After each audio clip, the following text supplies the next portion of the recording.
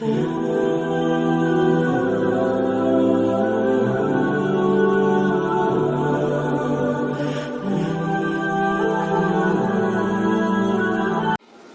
একজন আল্লাহ বান্দী ছিল, খুব কালো এবং লম্বা মোটা ধরনের একজন মানুষ, নারী, কিন্তু আল্লাহর উপর ভরসা তার আলা কোয়ালিটির ছিল, সবচেয়ে উপরের মাত্রার ছিল। যাই হোক, আফ্রিকার ওই বোনের বিয়ের বয়স হয়েছে। এখন একটা মেয়ের বিয়ের বয়স হইলে কিন্তু বাবা মার সবচেয়ে টেনশন মাথার ভিতরে থাকে।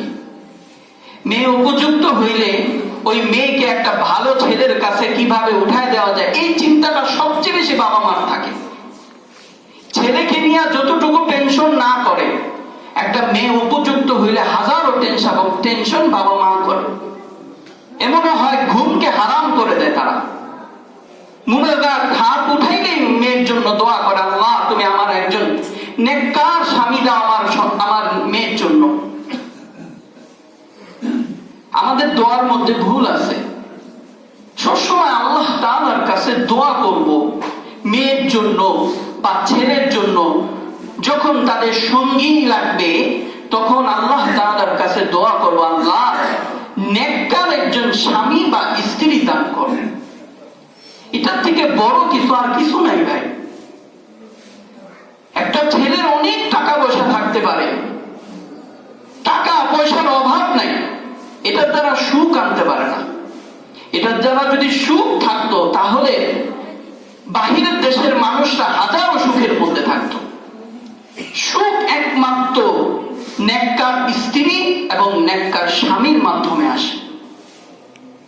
নেককার স্ত্রী, আজকে আপনি যত কিছু দেখবেন, আজকে যে ডিভোর্স হচ্ছে, দেখবেন একটা স্ত্রী সে অন্য পুরুষের সাথে কথা বলতেছে, যেটা তার স্বামী পছন্দ করে না।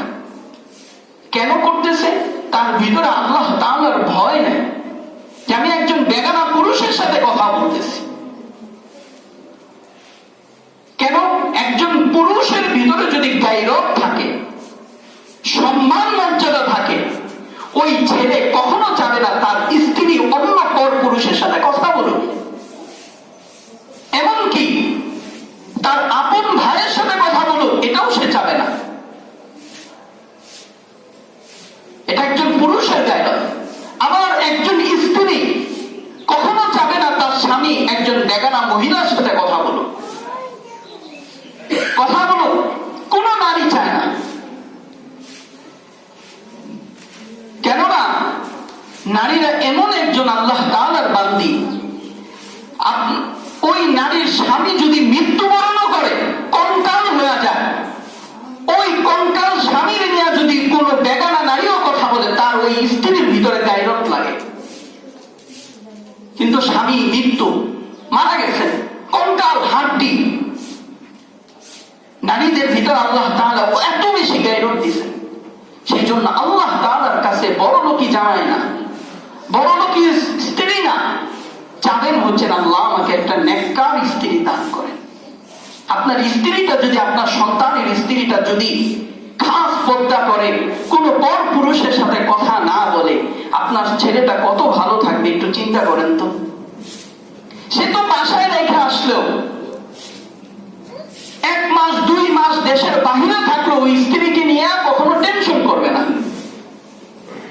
আর যে স্ত্রী স্বামীর সামনে বসে আরেকজনের পুরুষের সাথে কথা বলবে, সেই স্বামী যদি দেশের বাহিরেও যায় কোনো কাজে, ব্যবসার উদ্দেশ্যে, সে টেনশন করবে স্ত্রীর লয়ে। আজকে এই কারণগুলা।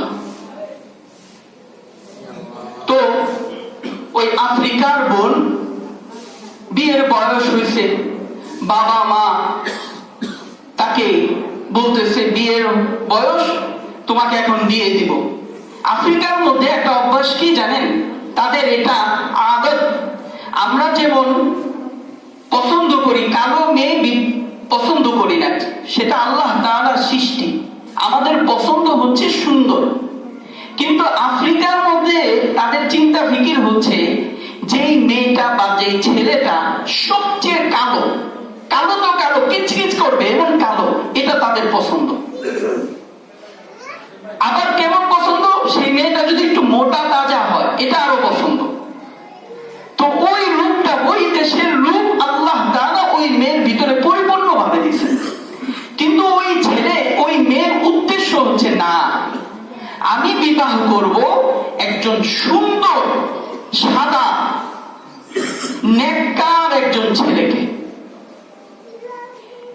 এখন মা বাবা বলতেছে, এটা যেটা পাবা না সেটা কেন আশা করো? তোমার কাছে তো একজন আরবি কোন সুন্দর ছেলে কখনোই বিয়ে দিবে না। তাদের ইচ্ছা শক্তি হচ্ছে আরব দেশের মধ্যে যারা ফর্সা তারা চায় হ্যাংলা পাতলা মেয়ে, সুন্দর রূপসী মেয়ে চায়। তুমি হচ্ছে কালো একটা মেয়ে, তোমাকে কখনো তারা বিবাহ করবে না। যাই হোক, কিছুদিন পরে তার ভাই তার জন্য একজন আরব থেকে একজন পুরুষ নিয়ে আসলেন। ওই পুরুষকে দেখার পর তার পছন্দ হয়নি। কেন পছন্দ হয়নি?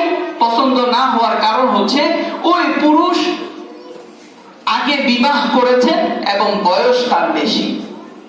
এখন বাবা মা আরো রাগান্বিত যে মেয়ে পছন্দ করবে না, বিবাহ হবে না। তাকে ওই দিন পিটানিও দিয়েছে। কত কষ্ট আর কত রাগ হলে মেয়ের গায়ে হাত উঠায়। মেয়ে ওই সময় একটা কথা বলেছে যে আমি 7 দিনের মধ্যে তোমাদের ঘর থেকে আমি বেরিয়ে যাব। কয় দিনের মধ্যে? 7 দিনের মধ্যে। এই আল্লাহ তাআলার বান্দী আল্লাহ তাআলার কাছে জায়নামাজ বিছায়া চাইতেছেন, আল্লাহ তাআলার কাছে দোয়া করতেছেন। 7 দিনের মাথায় একজন যেরকম ছেলে চেয়েছেন আল্লাহ তাআলা তাকে তেরকম ছেলে আল্লাহ তাআলা দান করেছেন। সুবহানাল্লাহ। মেয়ের বিবাহ করে বাবা মা জিজ্ঞাসা করছেন, মা তুমি এমন কি আমল করছো যে আমলের কারণে আল্লাহ তাআলার কাছে তুমি যেরকম চেয়েছো তেরকমই পেয়েছো? মেয়ে বলতেছে, মা আমি আল্লাহ তাআলার কাছে জায়নামাজে বইসা ইস্তিগফারের আমল করছি, ইস্তিগফারের আমল করছি, ইস্তিগফারের আমল করছি। আর আল্লাহ তাআলার কাছে আস্থা এবং বিশ্বাস রেখেছি যে বান্দা যেমনই চিন্তা করুক না কেন, যেটা সম্ভব না সেটাকে সম্ভব করার মাত্র একমাত্র আল্লাহ তাআলা সম্ভব করতে পারে। এই আস্থা এবং বিশ্বাস রেখে আমার মাবুদের কাছে আমি চেয়েছি, আল্লাহ তাআলা আমাকে সেই নেককার স্বামী দান করে দিয়েছে। তাহলে একজন মেয়ে যেটা সম্ভব ছিল না সেটা যদি আল্লাহ তাআলার কাছে সম্ভব করে নিতে পারেন, সেই দোয়া এবং মাত্রা যদি আপনিও সেভাবে চান, আল্লাহ তাআলা আপনার দোয়াকে কবুল করবেন।